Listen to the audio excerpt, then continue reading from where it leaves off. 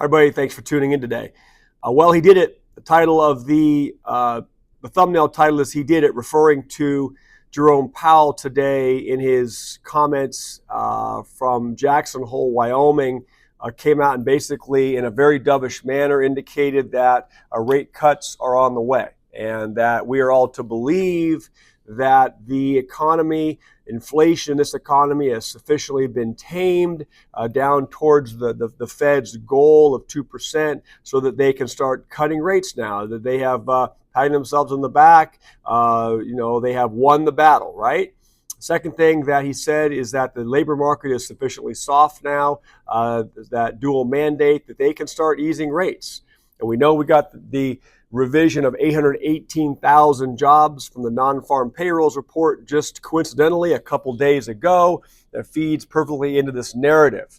Obviously, the stock market loves this. The Dow, as of recording this video, the Dow was up 360 points. The S&P's up 46 points. The Nasdaq's up almost 200 points. Now, we're about 45 minutes from close.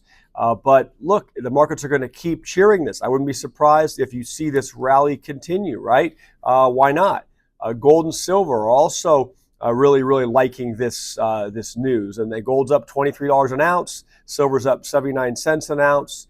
Gold's over 2,500. Silver's knocking on the door at $30 an ounce. So the U.S. dollar index, though, take a look at that. It's getting hammered today. The U.S. dollar index is at 100.72. Someone leave a comment below. I didn't do the research, but when's the last time we saw the dollar index fall below 100? Seems like it's been quite a long time. There's no doubt that this is not good for the dollar, okay? There's also no doubt that this, from my perspective as a layperson, is inflationary. When you start to cut rates and enter into an easing cycle, you are causing, from my perspective, more inflation, all right? And I want to share with you, Zero Hedge came out with an article a little while ago, I thought summarized 4 key reasons why the timing of this rate cutting cycle could be very problematic. And I want you guys to all pay attention to this. I'll show you some charts that kind of explain what they're talking about. First, it says the Fed will end its tightening cycle and start the next easing cycle with stocks at all-time highs, something that has never before happened in the history of capital markets. So we're literally living through, guys, right now, a monetary experiment, okay? And I'm going to show you the chart on the S&P, and you can see for yourself. And I don't think it's obviously black and white, okay? S&P, look over here.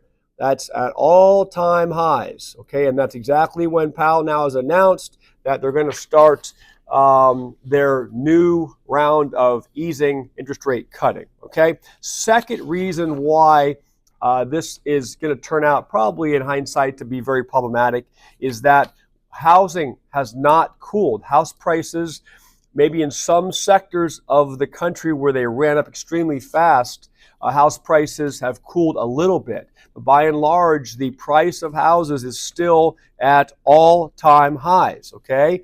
So let me show you the Case-Shiller National Home Price Index. Going back to 87 to present. Look at the home price index. Here we are over here, okay? Boom, okay? Same thing with rents. Rents have not come down. Asking rents, according to Zillow Rent Index for all homes. Look at the asking rents. Again, over here, you can see, boom, all-time highs, okay? So this is a period of time that we're being fed the narrative that everything is sufficiently good that they can start to reverse course. But I would ask you this, if everything really is good, why are they needing to reverse course, right? Why are they needing to basically start to unwind everything they've done to somehow, or we're being told, combat inflation over the last 2+ years? You guys comment below. Are you paying any less for your mortgage, for your rent? Are you paying any less for your auto insurance? Are you paying any less for your medical insurance? Let's talk about food prices. Food prices have continued to go up. That is for food eating at home and food eating out. Let me show you the chart on the food prices. CPI, food at home versus food away from home. This is going back to 2001. The red line you'll see is food away from home. The blue line is food at home. Look at both of them here, okay? Both food away and food at home. Look where we're at over here. And again, this goes back to 2001, okay? So we have this happening at a period of time where really nothing has been solved, right? I mean, how has inflation been truly tamed if everything, stock market, housing prices, rent prices, food prices, insurance prices, medical costs, everything continues to go up? So I guess time will tell. No one has a crystal ball where this, experiment, which is what it is going to end up and how it's going to impact all of us. But you better give some thought to starting to accumulate some assets, that will hold some value. I would think about that. Obviously, I'm going to get a lot of comments now from stock market guys saying the market's going to keep going up. There's going to be a mint to be made in the stock market. Look, there's no doubt. We know what's going to be occurring here towards the end of the year. There's no doubt that the intention is to make everything appear as awesome, all right, as possible.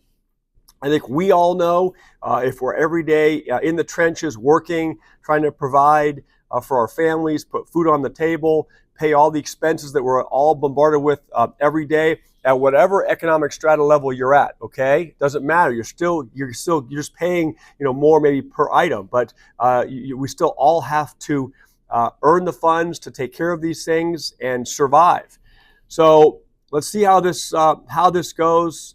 You're going to continue to see the cheerleaders out saying this is the best move. It's brilliant, and it was time for these cuts.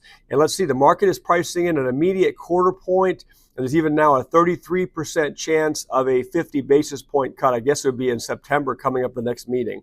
So I won't go too long today. That obviously it's big news, and so that's what's hitting all over the cycles. I was on a court matter this morning for about an hour and a half on a motion to quash a subpoena to one of the big banks that have been sent in against my client.